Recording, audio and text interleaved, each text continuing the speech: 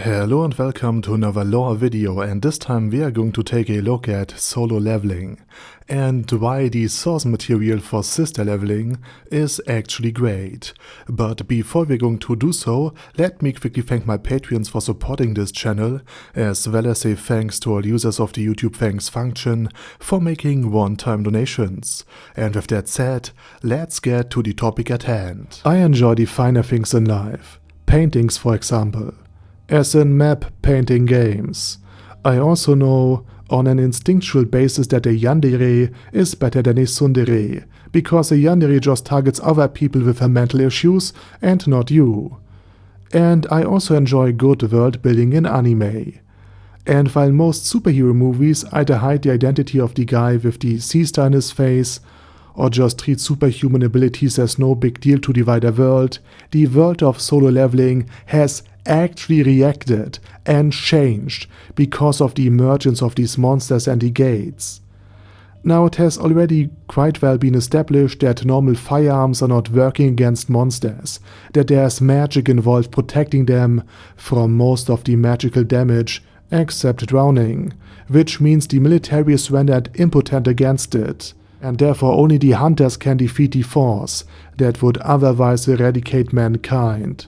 Which means that hunters and the number of S ranks are super important and influential in politics, in society, and in celebrity culture, as well as on a geopolitical level. And also the magic changed the economy of the world. And here in the very next dungeon raid, where Sang Jin-woo seeks out intel on how high-ranking guilds clear dungeons, this is expanded upon. Because now we learn that electricity, smartphones, navigation systems, flashlights, basically anything running on our own real-life mana, aka electricity, won't work inside the dungeon. So every technical device basically becomes a printer, unless magical technology is integrated into it.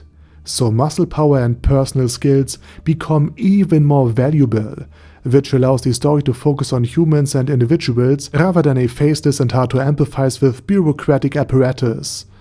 And this episode also highlights why these minerals and magical materials are so important. Not only can these minerals produce enough energy to basically solve energy scarcity in the world and thus fuel the worldwide economy on an unprecedented scale, which makes them essentially magic oil, coal, gas or uranium, but without magical armor and items and artifacts crafted from minerals and monsters, the hunter, aka the only people that can close gates and prevent dungeon breaks and defeat monsters, they, who are the first and last line of defense against these horrors streaming from a certain warped dimension, so to speak, would have a considerable harder time defeating them. So all of the money of the guilds and the hunters also compete with large industries for these valuable resources, meaning the gates themselves are also valuable, and therefore even the price for really mundane loot that Sang Jin-woo, even as an E-rank hunter, was able to get is still somewhat high. So it also makes a lot of sense that lower ranking hunters would be used as manual labor to clean these dungeons. And it's nice to see how all of this fits together in relatively little time over the course of the anime. And therefore solo leveling, while still focusing mostly on the action, still elevates its own story by showing off all of these effects that the magic and the gates had on the wider society. And not only is this knowledge also continuously expanded upon, but thanks to the minor related content, the makers of Sister Leveling will have a field day with the newest episodes. Also, Sang Jin-woo's idea of using his undead soldiers, his shadows, to perform these dull and repetitive works makes a lot of sense. And this is also nothing new in terms of magical automation. Aside from Einsulgon from Overlord and most necromancers in Dungeons & Dragons and Pathfinder using undead minions, there's also this one Disney film based on a German poem written by Goethe in 1798 that also deals with precisely this kind of magic and its dangers. And you could go back even further in time, but you get what I'm saying. Solo leveling really manages to combine the modern society with magical ideas that are essentially centuries old, and uses all of the world building and the lore that is dropped bit by bit to not only expand on the story, but also to make every single thing that the main character does way more impactful, because now the society reacts to it. It feels like a living, organic world that actually interacts with all of the things that Sang Jin-woo does and what the other hunters are doing. And all of this context makes the exploits of Sang Jin-woo so shocking for both the world and for us, because now we can understand what a big deal Sang Jin-woo and his ability to solo level really is. And aside from that, since the technological aspect was scaled back thanks to the magical effects of these dungeons, of these gates, people can also focus way more on the actual personalities, which are quite interesting. Again, Lee Bora, Pickle, Mark from Team Magma, they are all interesting characters right from the get-go. And combined with the story that knows what it wants, in combination with all of the foreshadowing, it's a really great show to watch.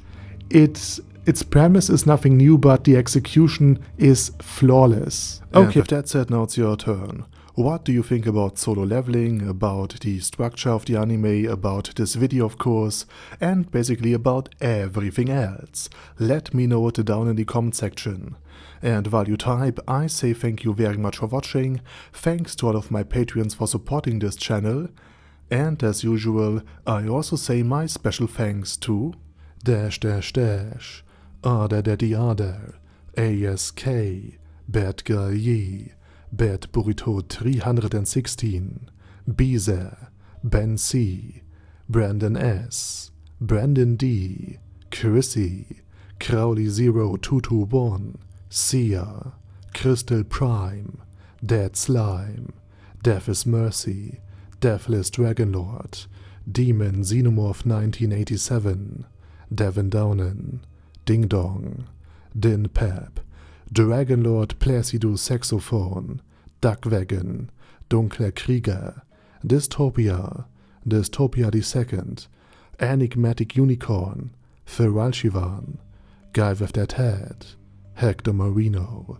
Hoss, Huster, Jacob G, Jana B, Jason, J. Morris, Chromius, Kyle R, Lee K. Long, Legendarius, Lelouch Britannia with a Mustache, Lexus Fox, Lord Nishikian Rai, Lord Touch Me, Loverazor, Merowek, Mr. Shoes, Mr. Tweaker, Michael R, Michael Y, Nope, Oh Hell No, Normal Toad, O'Kill, Overlord General Gaspar, Paddy Pentum, Personage, Ruru, Primus 11, Rhinomere, Q&A Caracos P, Shergox's Daddy, Shadow Lightning Wolf, Shrine Keeper, Sir Axolotl, Super Tier Magic Batista Bomb, Supreme Cheese, Staris,